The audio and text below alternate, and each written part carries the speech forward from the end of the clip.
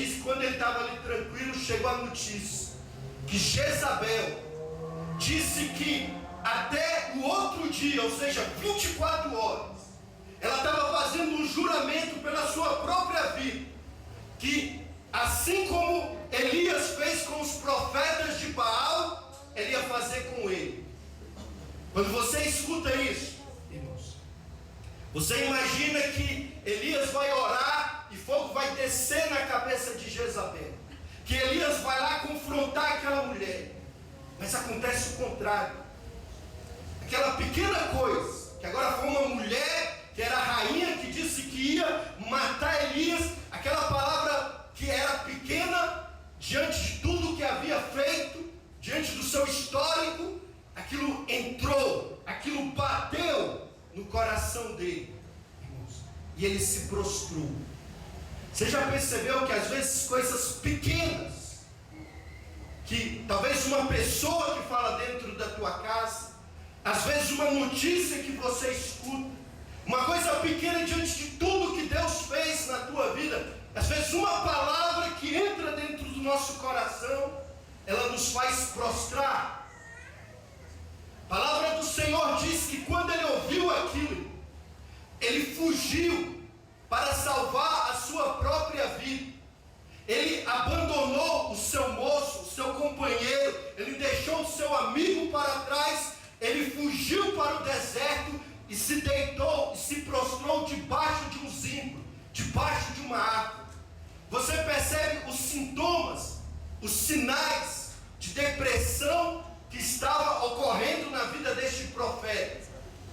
Ele abandonou o seu amigo, ele fugiu para o deserto, ele ficou deitado, prostrado, e aí começa um ciclo vicioso.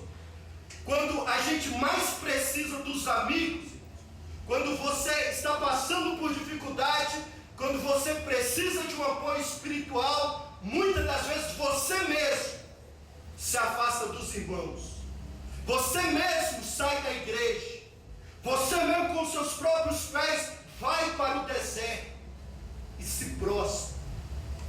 O que aquele homem estava dizendo, irmãos, é que chegou no fim de si mesmo.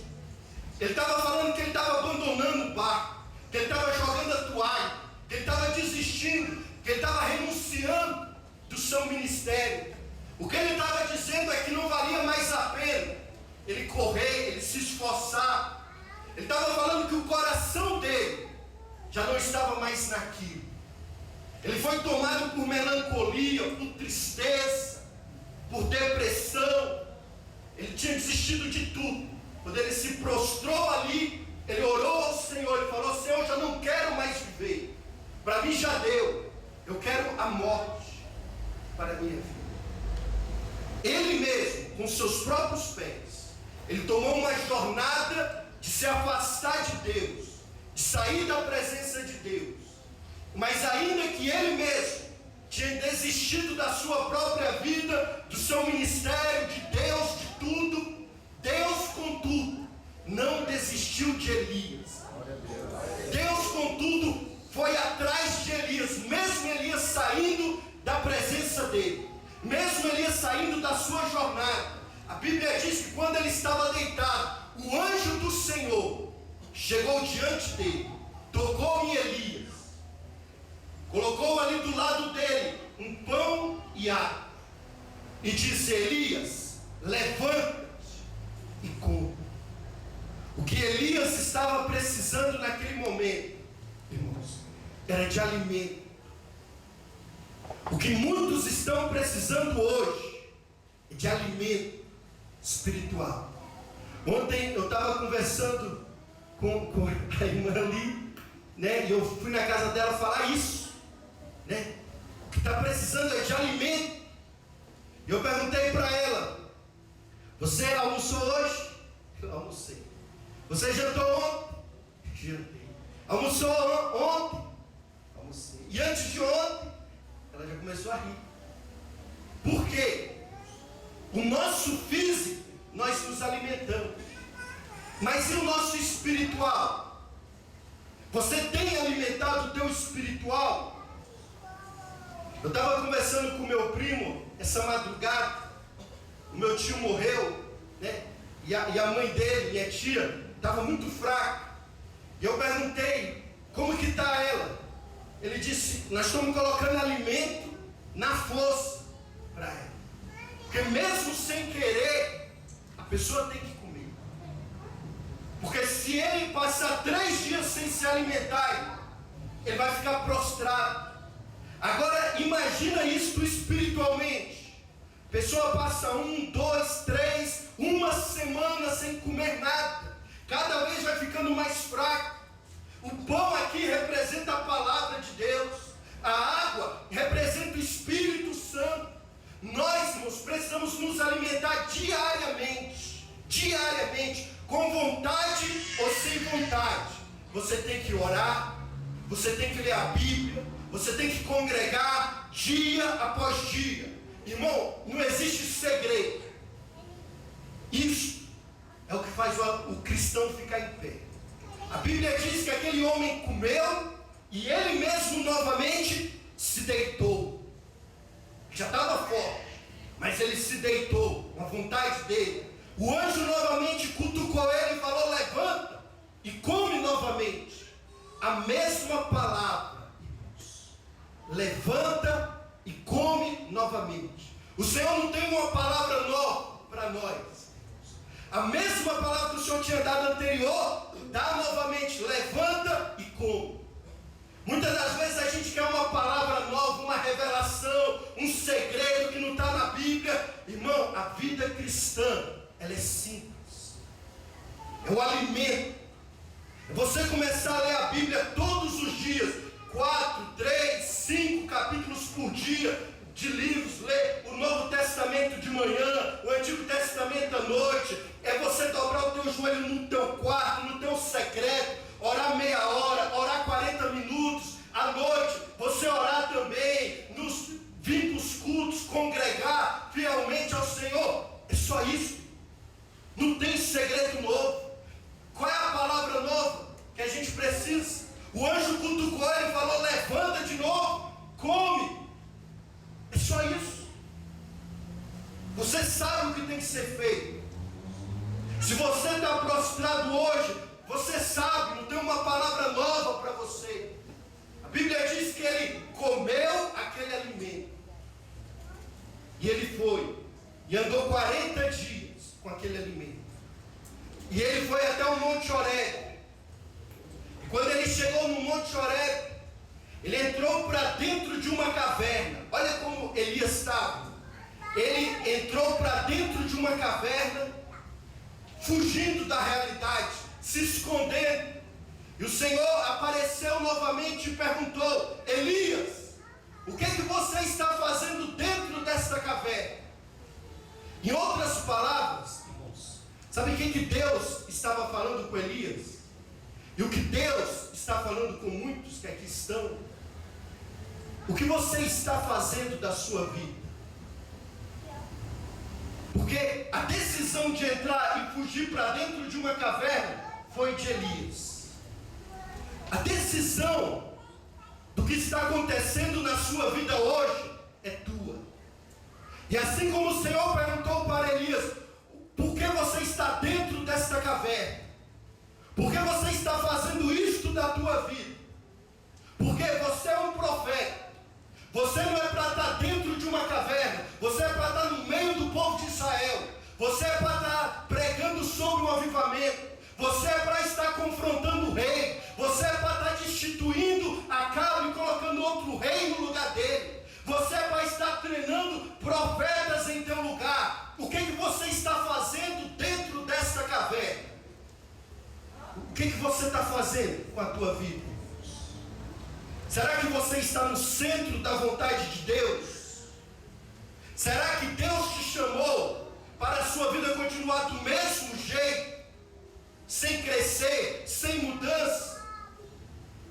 Aquele homem, ele chegou diante de Deus e ele falou, Senhor, é porque todo mundo te abandonou. É porque eles estão perseguindo os teus profetas. É porque eles quebrar o concerto, a aliança que eles tinham contigo. Deus estava perguntando para Elias: Elias, o que você está fazendo aí dentro? E Elias está falando a respeito do pecado de Israel. Deus, por acaso, queria um relatório a respeito de Israel? Às vezes Deus está falando com uma pessoa aqui: por que a tua vida está dessa forma? É você coloca a culpa no pai, coloca a culpa na mãe, coloca a culpa na igreja.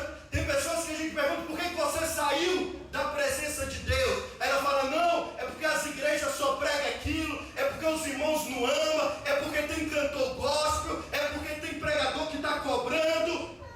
Querido, se essas pessoas estão indo para o inferno, você também vai para o inferno. Se essas pessoas estão abandonando a Deus, por causa deles, você também vai abandonar o Senhor?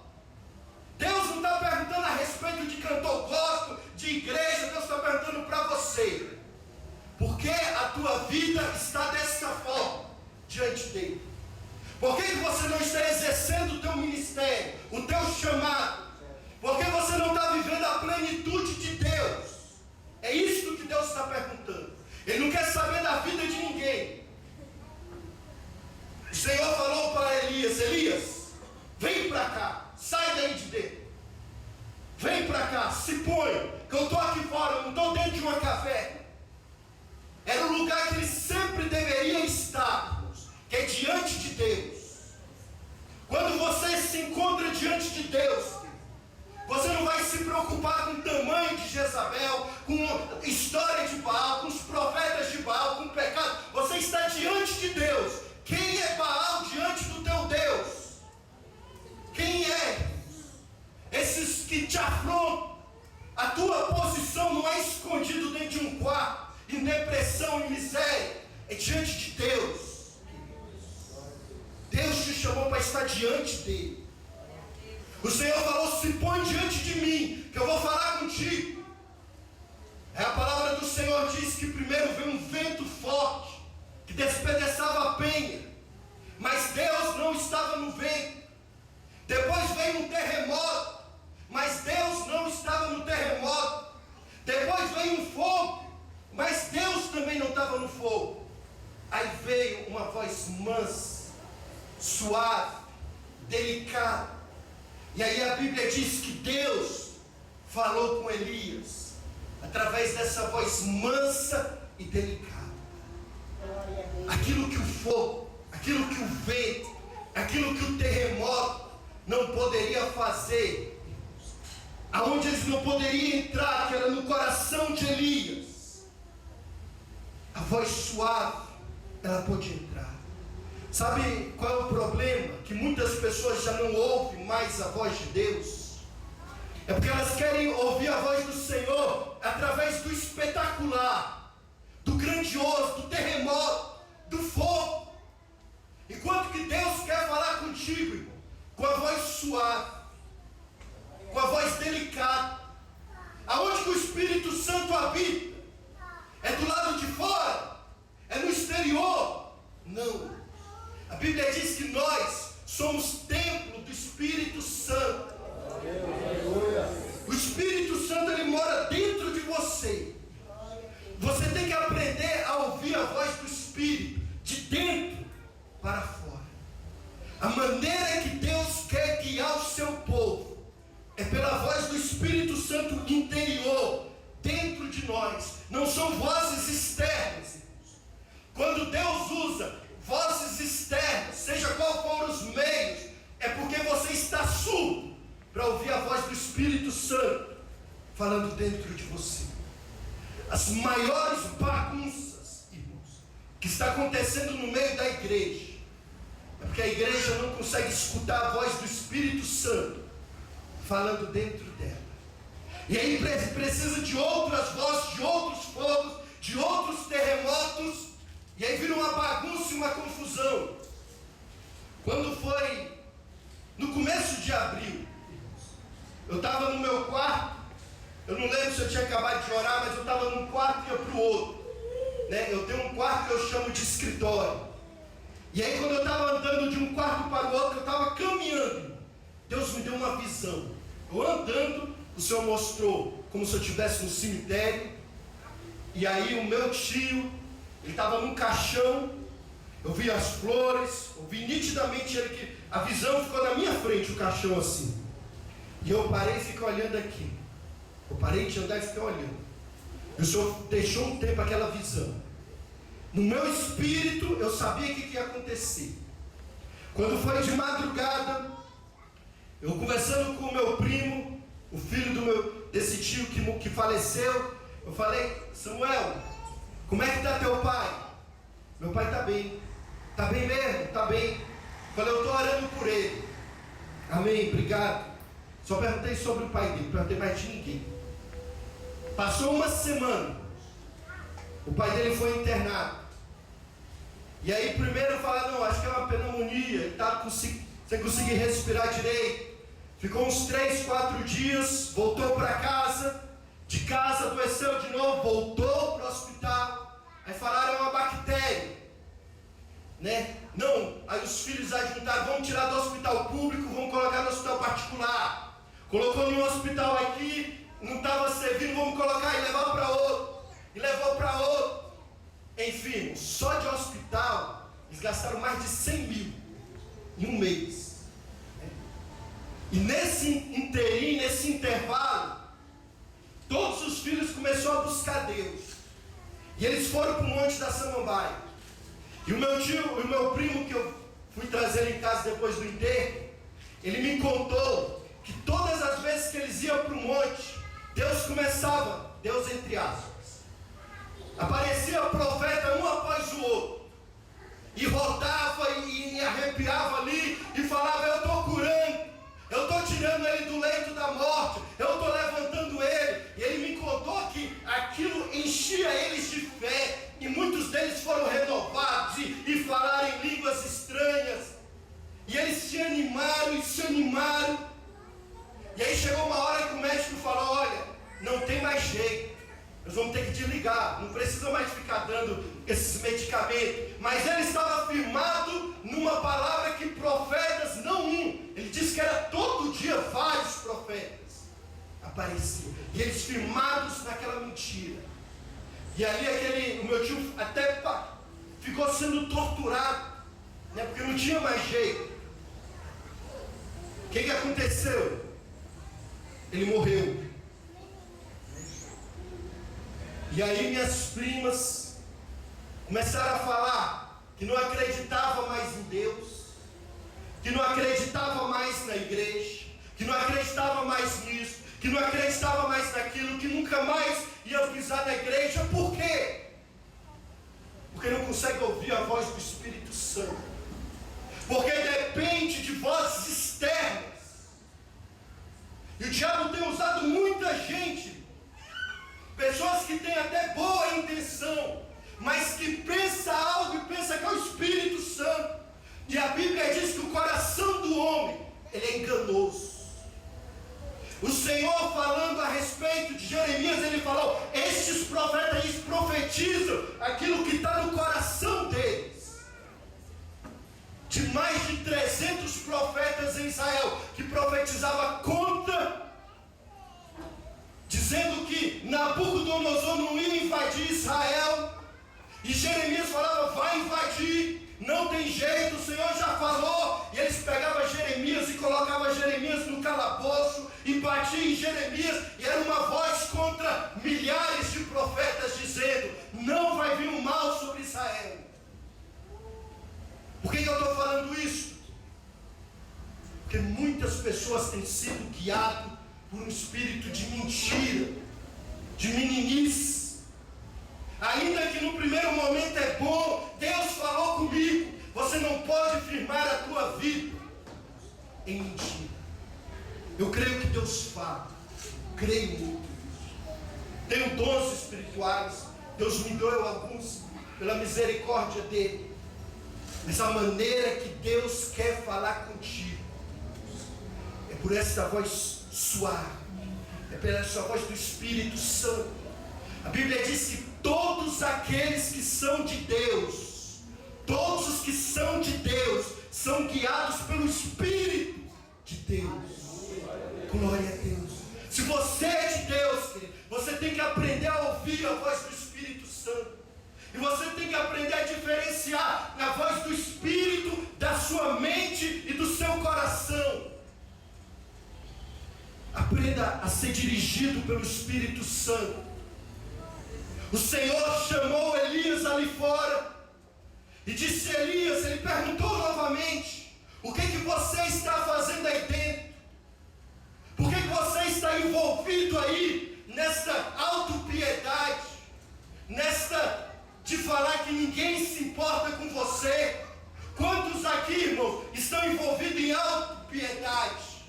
Não, no serviço eles me perseguem, dentro de casa ninguém se importa comigo, o meu ministério não é valorizado. Irmão, quando você fica envolvido em autopiedade, o diabo entra e começa a amarrar a tua vida.